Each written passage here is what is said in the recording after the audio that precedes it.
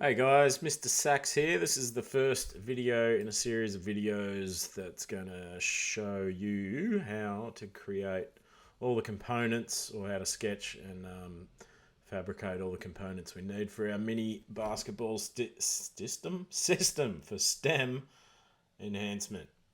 Let's get cracking. First of all, we're going to draw our basketball backboard. Let's do a new sketch on the front plane. View normal to the sketch plane. We want a center point rectangle and snapping to the origin point. That's going to be 400 millimeters wide by 300 millimeters high. Just drag out these dimensions. We need another center point rectangle. Snapping to the origin once again. This is going to be 32 by 32 millimeter. And that's going to house our 8x8 LED matrix, which is going to keep track of how many shots we get in the ring. All right, next we need 4 holes up the top, 2 on each side, or 2 sets of 2, for the brackets that are going to attach the backboard to over a door frame or other right-angled structure. These holes are going to be 4 millimeters diameter. Just zoom in a bit. I want to snap to the horizontal of that while I draw another circle of 4 mil. The distance, I'm using keyboard shortcuts. D for dimension, L for line. You can use R for a center point rectangle or G for corner. I'll let you guys figure them out. But yeah, dimension between these two holes is 20. And from the edge of the board to the center of that first left-hand side hole is going to be 85 millimeter. And from the top of our board to the center of our circles or holes is 15 millimeters. All right, now I'm going to grab a line, LQ for construction, just so I can create a mirror of the sketch we just did. So mirror tool, select a mirror line, that one. Entities are the 2 holes, or soon to be holes. That's cool. So those are for the brackets. Let's make the other holes. One down the bottom, snapping to the middle of our backboard. It's going to be 8 millimeters. That will be for our cables that are going to run from the Raspberry Pi Pico that will be housed at the back of the board to the front of the board, which is going to contain or going to have our ultrasonic distance sensor, which is going to detect when we score a goal. So that's the 8 mil circle there. We want 2 more mounting points here for the bracket that's going to hold the ultrasonic sensor. They are going to be 6 mil. Snapping horizontally to that one. Another 6 mil. So those are a bit bigger because we're going to use countersunk bolts. So they sit nice and flush to the board and not stick out like a button head bolt might. Another 6 mil down there. Now dimension from the midpoint of our board to these holes, or to the top holes, is 20 millimeters. Distance between the two is 40. And the distance from this bottom edge of the board to that bottom hole or circle is 12 millimeter.